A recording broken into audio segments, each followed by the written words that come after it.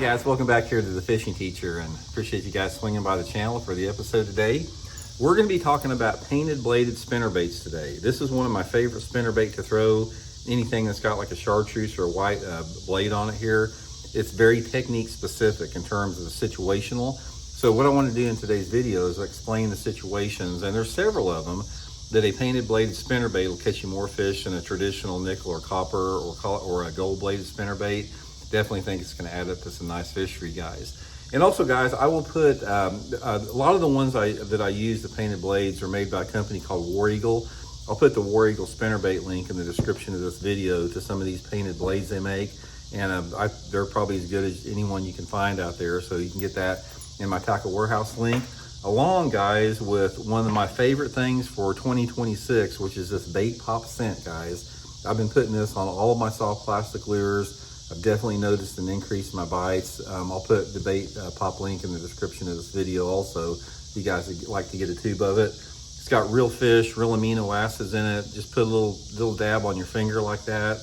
Rub it into your bait on any part of the soft plastic of it. Stays on for like 30 minutes, so definitely get you some more bites there, so appreciate that. Okay guys, the painted bladed spinnerbait, this thing's been around a long time.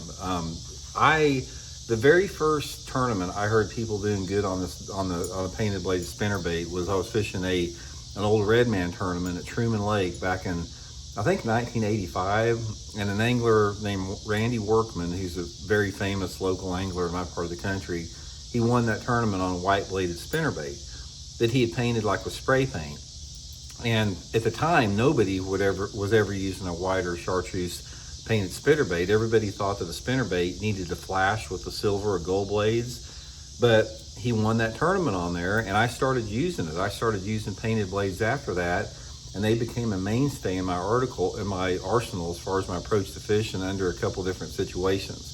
So first of all, the setup that I like for most of the time is a double willow leaf blade like this, usually number 4 and a number 3. I use a lot of different combinations. I'll use the straight chartreuse like this.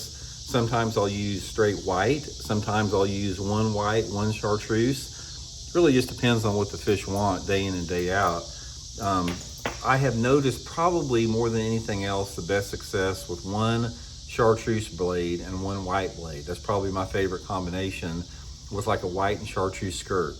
This one right here with the double chartreuse on it, this is really good for really dirty water or smallmouth. So let's talk about the scenarios and the two situations this works good in. Things freaking burning up in the tackle room here. It's like 97 degrees out here. Okay, there's a paradox that exists with the spinnerbait in terms of water clarity. The best conditions for it are low light, off-colored water for largemouth. So I like to have water visibility of like pretty much under 2 foot, foot and a half, under 2 foot. Ideally, about a foot of visibility is perfect. Now, if you got some overcast conditions or it's cloudy or windy or rainy, you might be able to catch them on it up into 2 foot of visibility, but it is going to be a stained water technique.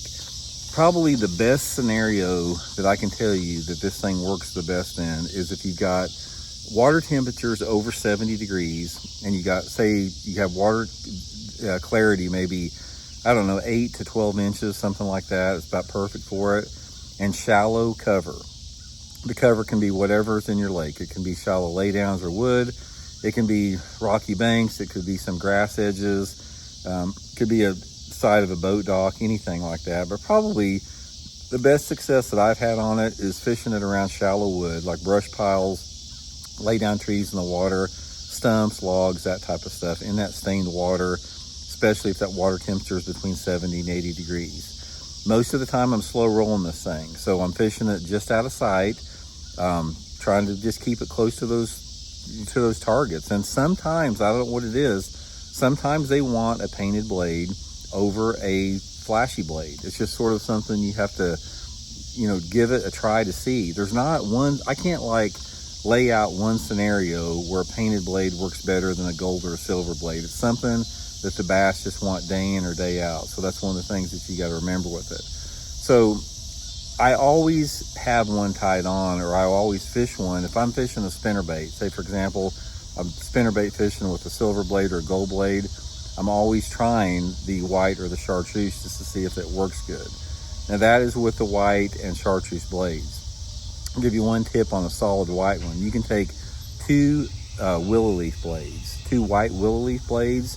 It's a great bait to slow roll in off-colored water on rocky banks. So in the pre-spawn period. So you can go, like, if the water temperature is in the mid-50s or around 60, take a white bladed spinnerbait, slow roll it on riprap banks, slow roll it on steep rocky banks, on bluff banks, catch a lot of fish like that, especially on riprap. I have had some great days on a white bladed spinnerbait on riprap. I almost won a Bassmaster tournament down at Lake Eufaula in Alabama, slow rolling a white spinnerbait on riprap down there years ago. But that's going to be the best scenario with that. Now, the times that I use the solid chartreuse is the paradox we're talking about in clear water for smallmouth.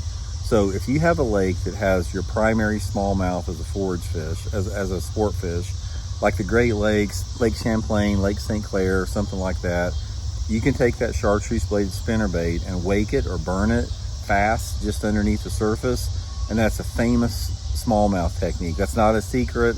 Everybody that fishes big smallmouth lakes up there knows about that technique. Sort of gotten overshadowed a little bit with, you know, the jig head minnow recently, but what a fun way to catch them, guys. I've had so many good days, like at Lake St. Clair and Lake Champlain and the St. Lawrence River, where you're waking that chartreuse bladed spinnerbait over those shallow rock flats, and those big brown smallmouth will just come out of nowhere and clobber the thing. And it doesn't have to have, I mean, it can be bright, sunny with no wind and they'll still come out and hammer the thing. Super, super fun way to catch them. But it's something you got to have your arsenal, guys. I would recommend, if you just want to get started on this and try it, just go to that Tackle Warehouse link of mine, get you 3 or 4 half-ounce white and chartreuse spinnerbait skirts with the white and chartreuse blades on it. One white, one chartreuse. And if you get in some off-colored water, just give it a try, guys. It'll catch some really quality fish, definitely. So hope it helps out.